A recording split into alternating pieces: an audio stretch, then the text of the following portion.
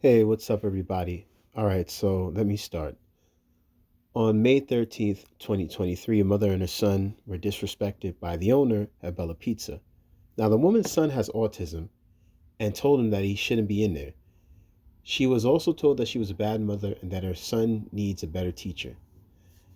And basically, people are going out to protest Bella Pizza, all right?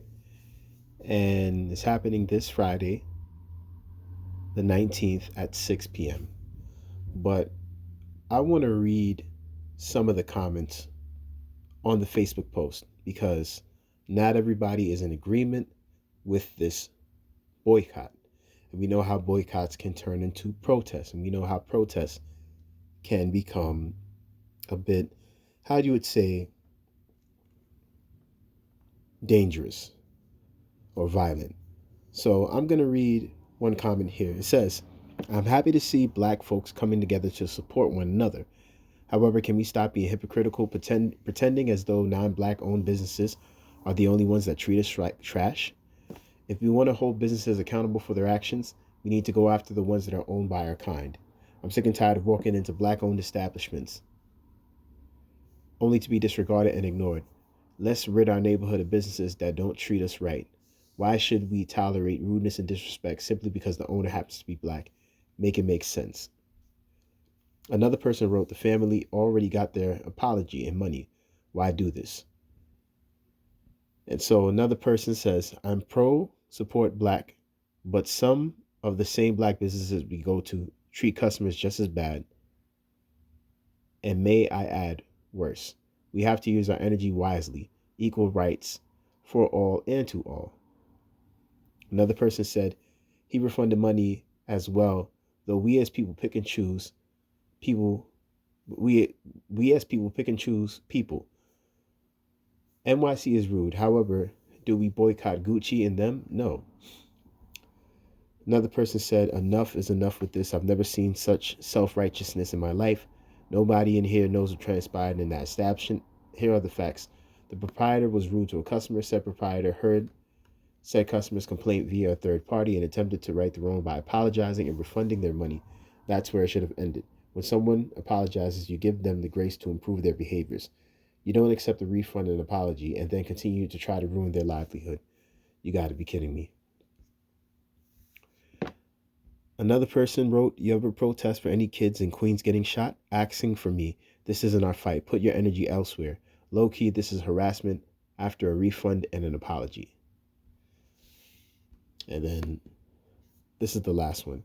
Why y'all telling people how and what to be mad at? You don't care, but don't shame the movement. Get with it or don't. At the end of the day, from what I can see on this post, it's about 50-50. Some people are in agreement with the boycott and others aren't. Um, and to put it plainly, I'm not going to say that racism doesn't exist because it does.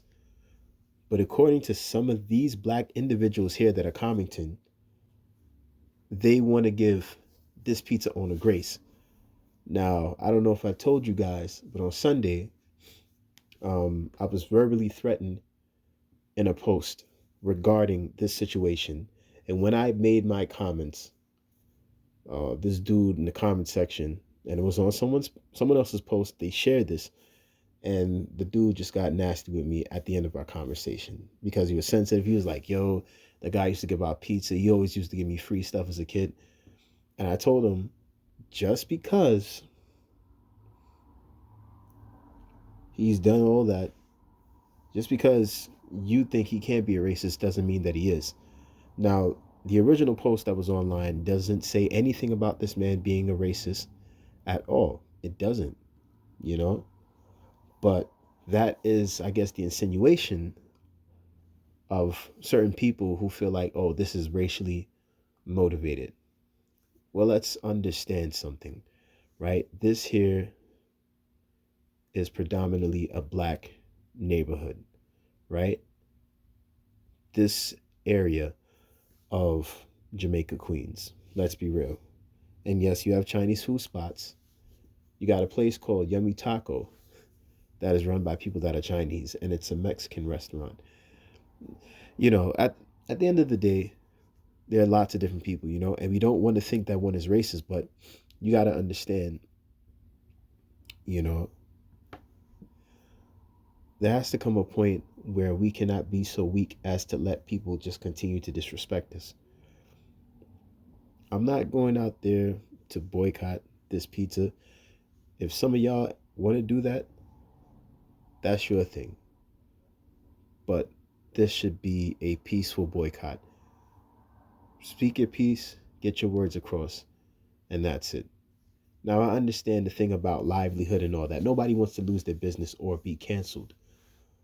But if you have a boy coming in there and he's acting peculiar, don't think that he's trying to be out of whack, you know? And we understand with black kids that have autism, some of them have been hurt by individuals out in the street because this person didn't know, oh, well, they're special needs.